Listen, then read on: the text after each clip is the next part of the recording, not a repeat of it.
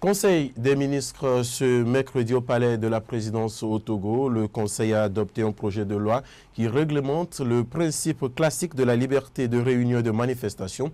Le projet comble, selon le communiqué, un vide juridique qui traite du régime juridique des réunions et manifestations pacifiques sur la voie publique.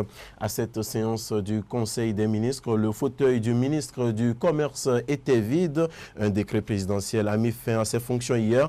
Les journaux et sites d'information du Togo ont spéculé ce mercredi sur les raisons de ce limogeage. Carole Assignon nous donne les précisions.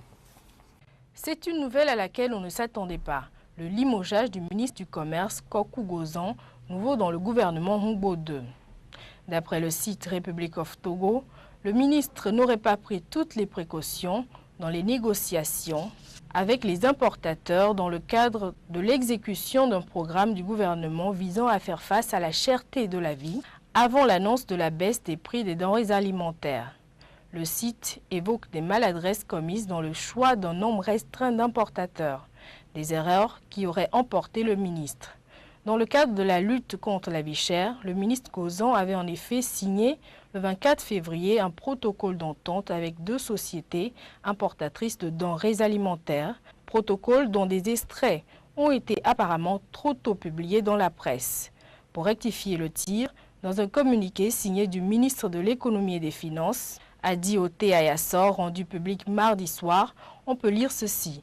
Le gouvernement décide à compter de ce jour de suspendre le mécanisme et de poursuivre les discussions avec tous les opérateurs concernés afin d'aboutir à un consensus qui emporterait l'adhésion de tous au processus.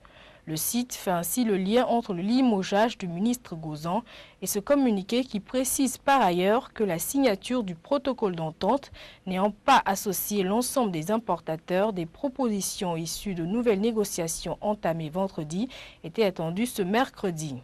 Au cours de ces 2 dernières années, c'est la 2e fois que le ministre du Commerce est remplacé. Le ministère du Commerce et du secteur privé, un portefeuille délicat, est tenté de répondre par l'affirmatif.